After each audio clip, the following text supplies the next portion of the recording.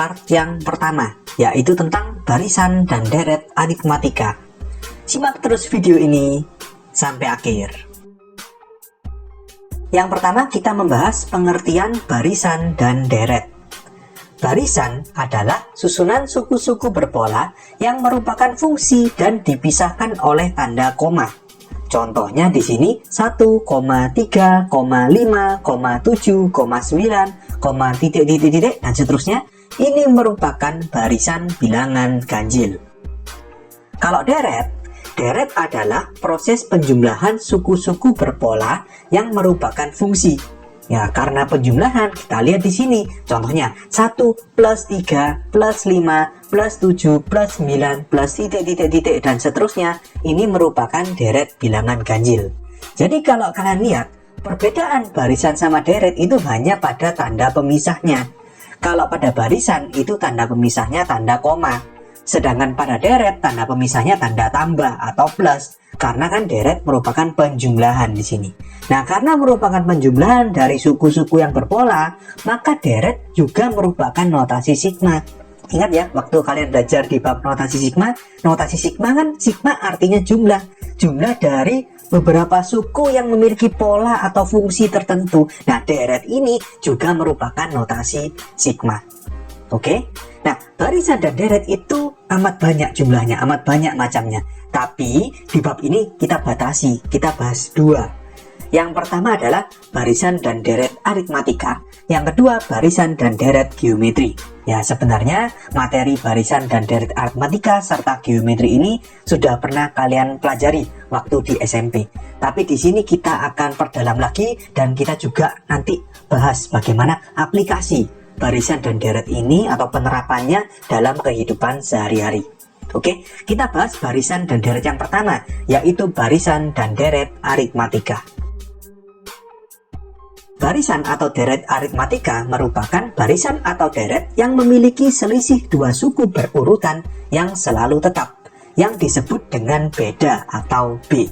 Contohnya, 1 plus 3 plus 5 plus 7 plus 9. Di sini karena tanda pemisahnya plus, berarti ini adalah deret. Dalam hal ini deret aritmatika. Oke, nah di sini deret aritmatika ini memiliki 5 bilangan, 1, 3, 5, 7, 9. Nah, bilangan itu disebut suku. Ya, jadi 1 ini suku pertama. 3 ini bilangan yang kedua, ini namanya suku kedua. 5 ini suku ketiga, 7 ini suku keempat, dan 9 ini suku kelima. Artinya deret aritmatika ini memiliki 5 suku. Nah, suku di deret aritmatika itu dilambangkan sebagai U. Jadi kalau suku pertama itu lambangnya namanya U1. Terus 3 ini suku kedua, berarti U2. 5 ini suku ketiga, berarti U3. 7 ini suku keempat, berarti U4. Dan 9 ini suku kelima atau U5. Oke, selanjutnya suku pertama atau U1 pada deret aritmatika itu disebut juga dengan A.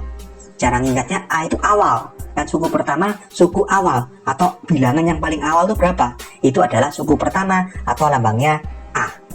Oke, nah lalu kita kembali ke definisi deret aritmatika. Tadi ciri khasnya adalah memiliki selisih dua suku berurutan yang selalu tetap. Jadi di sini dua suku berurutan itu misalkan U1 sama U2. Dari U1 ke U2, U1-nya kan 1, U2-nya kan 3. Selisihnya berapa? Selisihnya 2 kan? 3 dikurangi 1 kan 2, atau 1 ditambah 2 sama dengan 3. Oke, kemudian dua suku berurutan berikutnya U2 sama U3. Kalian lihat, U3 min U2 atau 5 min 3 itu 2 juga, atau 3 ditambah 2 sama dengan 5. Demikian juga 5 ke 7 itu plus 2, 7 ke 9 juga plus 2. Nah, karena selisihnya selalu tetap, maka ini disebut deret aritmatika. Selisih itu plus 2 plus 2 plus 2 ini disebut dengan beda atau B. Jadi B pada deret aritmatika ini adalah 2. Apakah selalu positif? Plus? Nggak selalu. Kadang deret aritmatika juga turun.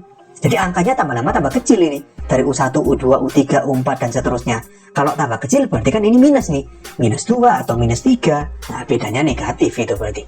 Ya, jadi ada kemungkinan juga seperti itu. Tapi dalam contoh ini bedanya positif.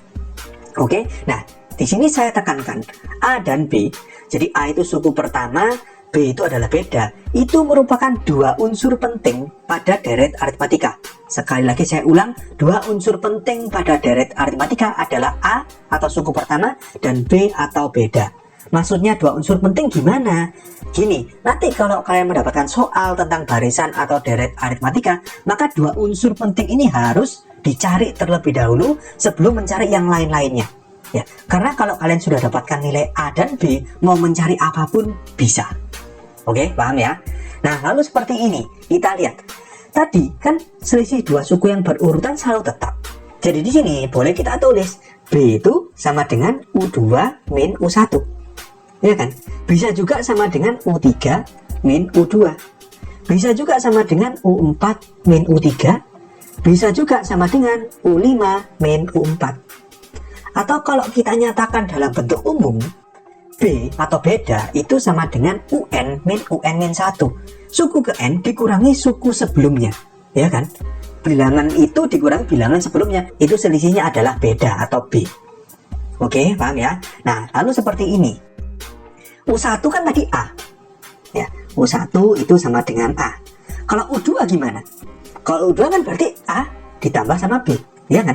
Kan selalu ditambah B, ditambah B, ditambah B gitu terus.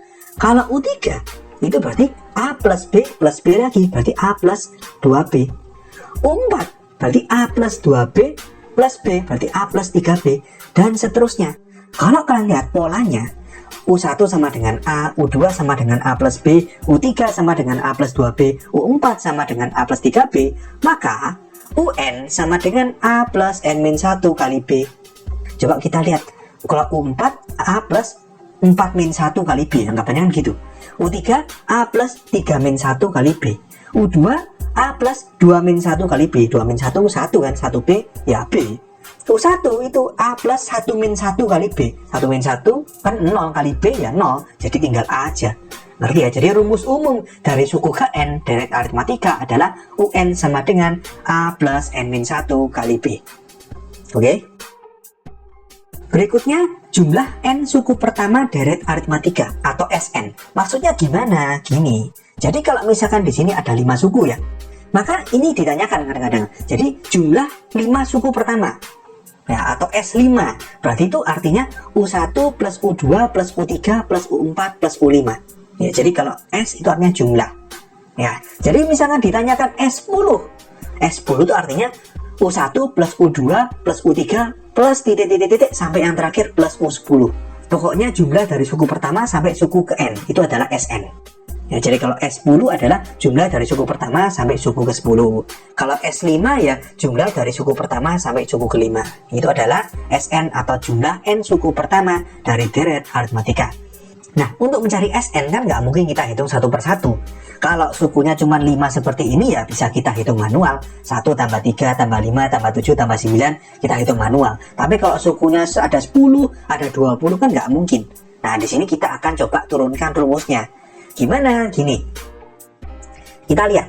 Tadi U1 itu apa? A kan? U2 itu apa? A plus B kan?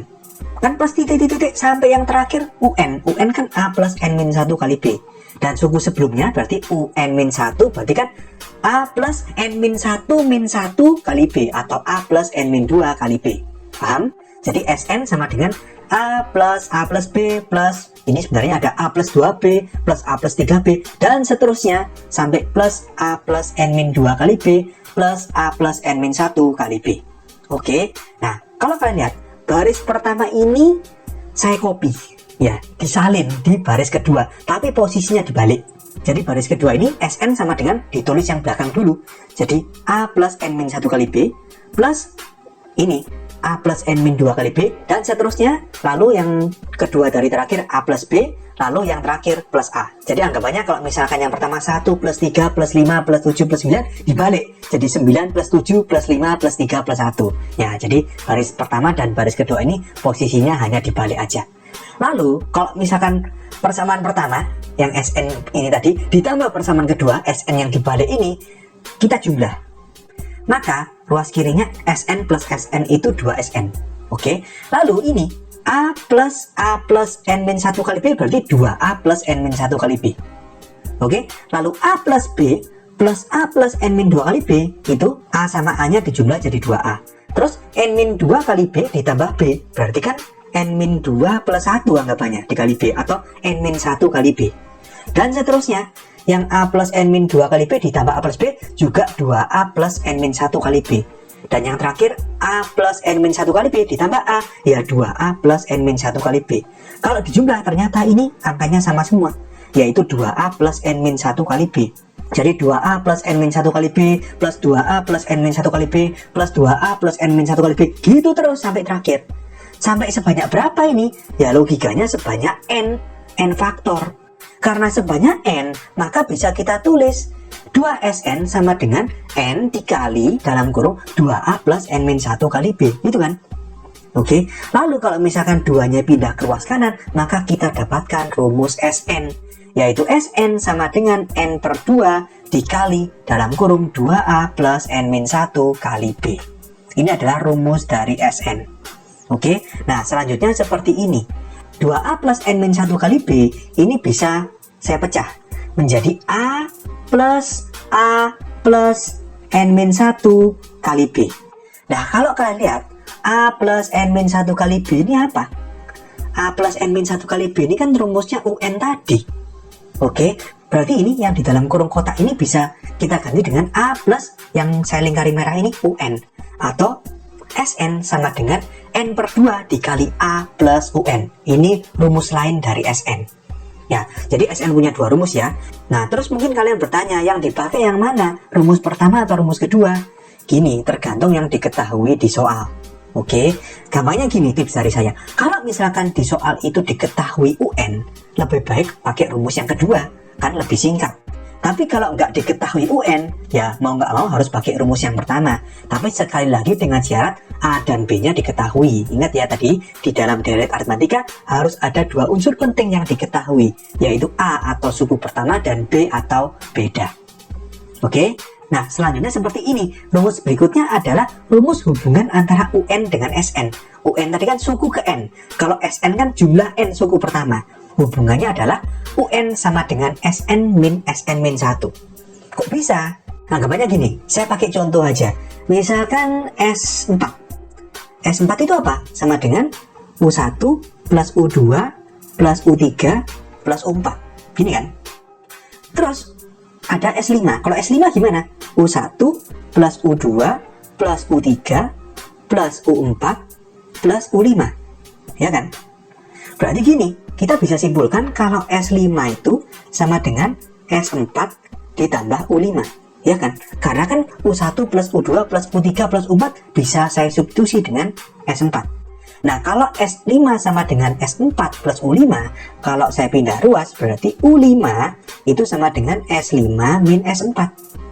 Masuk akal kan? Suku kelima adalah jumlah dari 5 suku pertama, mulai U1 sampai U5, dikurangi dengan jumlah 4 suku pertama, mulai U1 sampai U4.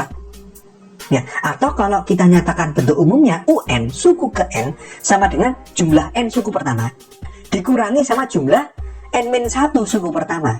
Ya, jumlah sampai suku sebelumnya itu adalah suku ke N atau UN.